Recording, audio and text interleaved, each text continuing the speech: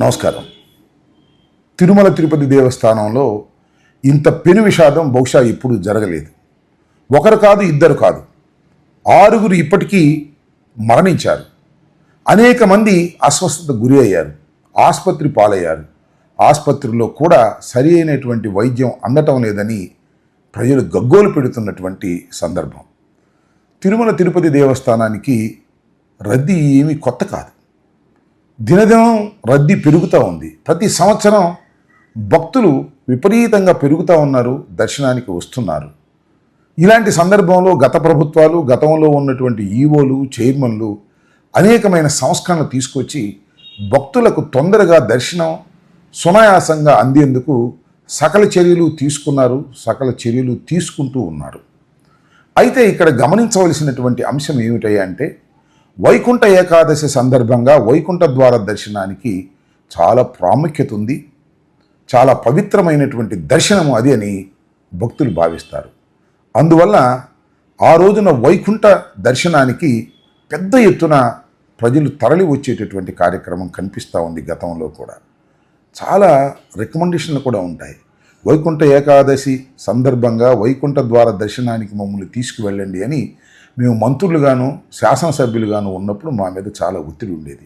నాకు బాగా గుర్తు, నేను శాసనసభ్యుడిగా ఉన్నప్పుడు లెటర్ రాసి పంపిస్తాను, ధర్మారెడ్డి గారు మీరు ఒక 5 దర్శనం ఇవ్వండి అంటే నిర్మోహమాటంగా చెప్పారు, మీరు వస్తే తప్ప లెటర్కు నేను దర్శనాలు ఇవ్వను, ఇది చాలా రద్దీ సమయం, ఇది మాకు చాలా టెన్షన్తో కూడుకున్నటువంటి అంశం అని ఖరాఖండిగా చెప్పారు.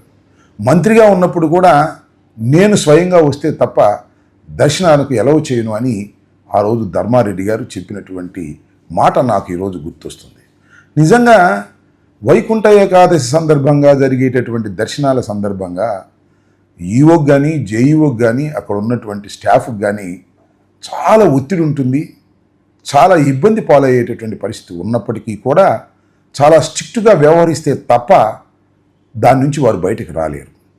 ఇది వాస్తవంగా ఉన్నటువంటి పరిస్థితి. మరి ఈరోజు ఎప్పుడూ జరగని సంఘటన, ఎప్పుడూ ఒత్తిడి లేనటువంటి పరిస్థితులు, ఎప్పుడూ తొక్కిసలాట జరగని పరిస్థితులు, మరి వాళ్ళు ఎందుకు జరిగాయి? దీనికి బాధ్యులెవరు? 6 నిండు ప్రాణాలు గాలిలో కలిసిపోయాయి. వైకుంఠ ఏకాదశి సందర్భంగా దర్శనం చేసుకోవాలని వచ్చినటువంటి భక్తులు సరాసరి వైకుంఠానికే వెళ్ళిపోయినటువంటి దుర్ఘటన నిజంగా చాలా బాధిస్తుంది. అది కూడా పవిత్రమైన స్థలంలో. తిరుమల తిరుపతి దేవస్థానం అనేది మన ఆంధ్రప్రదేశ్లో ఉండటం అనేది మనకు చాలా గర్వకారణం, మన అదృష్టంగా మనం భావిస్తూ ఉన్నాం. దాన్ని చాలా పవిత్రమైనటువంటి ప్రాంతంగా, పవిత్రమైనటువంటి స్థలంగా మనం అందరం భావిస్తాం. దాన్ని అలాగే చూసుకుంటూ వచ్చారు గత ప్రభుత్వాలు కూడా. మరి ఈరోజు ఎందుకు ఈ రకమైనటువంటి దుర్ఘటన జరిగింది అంటే దీనికి బాధ్యులు ఎవరు? దీనికి ప్రభుత్వం వైఫల్యం కాదా? దీనికి టీటీడీ బోర్డు బాధ్యత వహించవలసినటువంటి అవసరం లేదా అనేది ఇక్కడ ప్రశ్న. నేను ఒక విషయాన్ని ఇక్కడ గుర్తు చేస్తాను.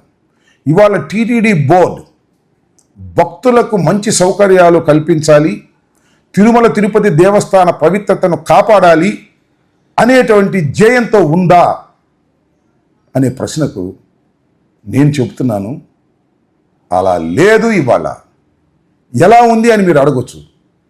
ఎలా ఉందంటే, కక్ష సాధించటానికి తిరుపతిని కేంద్రంగా చేసుకోవాలి అనేటువంటి ఉద్దేశంతో ఇవాళ ఈ ప్రభుత్వం నడుస్తున్నది. పాలన మీద దృష్టి పెట్టలేదు. ఒక విషయాన్ని చెప్తానండి, బిఆర్ నాయుడు గారిని చైర్మన్గా వేశారు. ఏ క్వాలిఫికేషన్ మీద వేశారు? ఎస్, ఆయనకున్న క్వాలిఫికేషన్ ఒక్కటే. TV5 అధినేత చంద్రబాబు నాయుడు గారు అపోజిషన్లో ఉన్నప్పుడు జగన్మోహన్ రెడ్డి గారి మీద దుమ్మెత్తి పోయటానికి అభూత కల్పనలు, కల్పిత స్టోరీలు వేసి జగన్మోహన్ రెడ్డి గారిని అప్రతిష్ట పాలు చేయడానికి కృషి చేసి చంద్రబాబు నాయుడు గారు అధికారంలోకి రావడానికి ఒక మెట్టు సహాయపడ్డాడని కేవలం అదే ఉద్దేశంతో బిఆర్ నాయుడు గారిని మీరు చైర్మన్గా వేశారు తప్ప ఆయన ఏమన్నా తిరుమల తిరుపతి దేవస్థానపు యొక్క పవిత్రతను కాపాడతాడని వారిని నియమించాలని అడుగుతా ఉన్నా. మొన్న ఆయన ఇంటర్వ్యూలో చెప్పాడు, ఏమని, నేను అసలు తెలుగుదేశం ప్రభుత్వం అధికారంలో లేనప్పుడు ఈ 5 సంవత్సరాల కాలంలో ఒక్కరోజు కూడా తిరుపతికి నేను రాలేదు అని. అంటే దాని అర్థం ఏమిటి?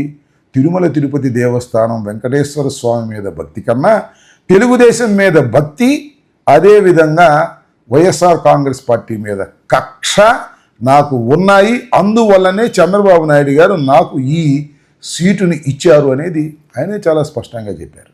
ఇకపోతే ఈఓ, జేఈఓలు, అక్కడ ఉన్నటువంటి ఎస్పీలు, వారి నియామకాలు ఎలా జరిగాయి, వారు ఏం చేస్తున్నారు? కేవలం ఒక ఆధ్యాత్మిక కేంద్రాన్ని, ఒక పవిత్రమైనటువంటి కేంద్రాన్ని కక్షలు సాధించటానికి ఉపయోగించుకోవాలనేటువంటి దృక్పథంతోనే వారు నిరంతరం చంద్రబాబు నాయుడు గారి ఆదేశాల మేరకు పనిచేస్తున్నారనేది చాలా స్పష్టంగా మనకు అర్థమవుతుంది.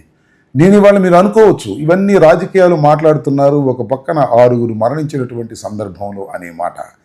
నేను చెప్పదలుచుకున్నది ఏమిటంటే, తిరుమల తిరుపతి దేవస్థానపు యొక్క పవిత్రతను నారా చంద్రబాబు నాయుడు గారు తీసి పక్కన పెట్టి అది ఒక కక్షపూరితమైనటువంటి కేంద్రంగా, అది జగన్మోహన్ రెడ్డి గారి మీద, సుబ్బారెడ్డి గారి మీద, ధర్మారెడ్డి గారి మీద కక్ష సాధించటానికి అక్కడ ఏమి దొరుకుతుందో చూసి కేసులు పెట్టి వారిని లోపలి వేయాలనేటువంటి ఏకైక దృక్పథంతోనే చంద్రబాబు నాయుడు గారు పరిపాలన చేస్తున్నారు. దానికి జేఈఓ గారు, అదేవిధంగా అక్కడ ఉన్నటువంటి ఈఓ గారు, అక్కడ ఉన్నటువంటి చైర్మన్ గారు, కాస్త ముందుకు వెళితే అక్కడ ఉన్న సుబ్బారాయుడు అనే ఒక ఎస్పీ గారు పనిచేస్తున్నారు. మొత్తం టోటల్గా పాలనని పక్కన పెట్టి కక్షపూరితమైన వాతావరణాన్ని క్రియేట్ చేయటం వల్లనే ఇవాళ ఈ సంఘటన జరగడానికి ఒకానొక కారణమని ఈ సందర్భంగా నేను చెప్పదలుచుకున్నాను. అంతేకాదు, ఇంకొక విషయం, నాకు శ్రీనివాసరాజు గారిని తెలుగుదేశం ప్రభుత్వంలో జేఈఓగా పనిచేశారు. ఆయన స్టేట్మెంట్ నేను చూశాను. ఏమన్నారంటే, వైకుంఠ ఏకాదశి సందర్భంగా దర్శనాలు కావాలి అంటే ఖచ్చితంగా మీరు పాసులు తీసుకుని వస్తే తప్ప, ఎక్కడైతే ఈ పాసులు జారీ చేస్తున్నారో ఆ పాసులు తీసుకుని వచ్చి క్యూలో నిలబడితే తప్ప వైకుంఠ దర్శనం మీకు దక్కదు అనేటువంటి ఒక కొత్త ఆలోచనని వారు ఇవాళ ప్రచారం చేశారు. జనరల్గా ఏం జరుగుతుందంటే, క్యూలో నిలబడ్డ వారందరికీ కూడా వైకుంఠ దర్శనం కూడా చేస్తారు. ఆ రోజు కూడా దర్శనం ఉంటుంది పూర్వం. కానీ కొత్తగా వచ్చినటువంటి ఈ పాలక మండలి అసలు అలా కుదరదు, మీరు టోకెన్స్ తీసుకోవాల్సిందే అన్నప్పుడే 1,20,000 టోకెన్లు వారు ఇష్యూ చేయడానికి సిద్ధపడ్డప్పుడు టోకెన్ల దగ్గర జరిగినటువంటి ఒత్తిడి. సహజంగా ఒత్తిడి జరుగుతుందని తెలుసు కదా, ఎందుకు పోలీసు వారు నిర్లక్ష్యం చేశారు? ఎందుకు సరైన బందోబస్తు పెట్టలేదు? ఎందుకు ఆ నిర్లక్ష్యం? ఖచ్చితంగా ఇవాళ ఒక పవిత్రమైనటువంటి దేవాలయం దగ్గర ఇలాంటి ఘోరం జరగటానికి ప్రభుత్వ నిర్లక్ష్యమే కారణం తప్ప మరొకటి కాదు అనేది క్లియర్గా అర్థమవుతుంది. సరే, చంద్రబాబు నాయుడు గారు స్టేట్మెంట్లు ఇచ్చారు. అరే ఏమిటి అన్యాయం, ఏమిటి అక్రమం? ఆయన ఒక కొత్త టైప్లో వ్యవహరిస్తూ ఉంటారు ఇలాంటి సంఘటన జరిగినప్పుడు. వెంటనే ఫోన్ చేసి అధికారులని ఆయన దూషిస్తారు, అధికారుల మీద అరుస్తారు, చైర్మన్ గారి మీద అరుస్తారు, ఈఓ మీద అరుస్తారు, ఎస్పీ మీద అరుస్తారు. అరిసి అది ఈనాడులోనూ ఆంధ్రజ్యోతిలోనూ చంద్రబాబు నాయుడు గారి ఉగ్ర రూపం చూపించాడు అనేటువంటి ఒక స్టోరీ నడుపుతారు. దాంతో చంద్రబాబు నాయుడు గారు చాలా బాగా చేస్తున్నారు అనేటువంటి భ్రమ కలిగిస్తారు. నేను మనవి చేస్తున్నా, వీరందరినీ కావాలని మీరు నియమించుకున్నారు. ఆ కావాలని నియమించుకున్న వారి అసమర్థత మీ అసమర్థత కాదా అని నేను అడుగుతా ఉన్నా. అదేవిధంగా లోకేష్ గారు కూడా ట్వీట్ చేశారు, చాలా అన్యాయం, చాలా అక్రమని. ఈ అన్యాయానికి, అక్రమానికి చంద్రబాబు నాయుడు గారి పరిపాలన అసమర్థత, చంద్రబాబు నాయుడు గారు నియమించినటువంటి వ్యక్తులు పరిపాలన గాలి కొదిలేసి అందరి మీద కక్ష తీర్చుకోవాలని చేసేటటువంటి ప్రయత్నం వలనే ఇలాంటి సంఘటన జరిగిందని నేను చాలా స్పష్టంగా అభిప్రాయపడుతున్నాను. ఇప్పుడే అన్ని విషయాలు మాట్లాడే అనవసరంగానే రాబోయే కాలంలో చాలా విషయాలు తిరుమల తిరుపతి దేవస్థానం గురించి మాట్లాడదాం. ఏది ఏమైనా తక్షణమే విచారణ జరిపి ఇమీడియట్గా యాక్షన్ తీసుకోకపోతే కేవలం స్టేట్మెంట్లకి, చంద్రబాబు నాయుడు గారి అరుపులకి పరిమితమైపోతే రాబోయే కాలంలో చాలా ప్రమాదాలు కొండ మీద కొండ దిగువన జరుగుతాయి. పవిత్రతను కాపాడి ఆ వెంకటేశ్వర స్వామికి సరైనటువంటి సేవ చేసేటటువంటి కార్యక్రమాన్ని ప్రభుత్వం చేపట్టాలని, మరణించిన ప్రతి వారిని కూడా వారి కుటుంబాలను ఆదుకోవాలని, వారికి అండగా నిలవాలని మనస్ఫూర్తిగా కోరుకుంటున్నాను. ధన్యవాదాలు. Stay aware, stay bold. Like, subscribe and follow at Ambati Rambabu Official for truth and clarity in today's politics. ధన్యవాదాలు. Stay aware, stay bold.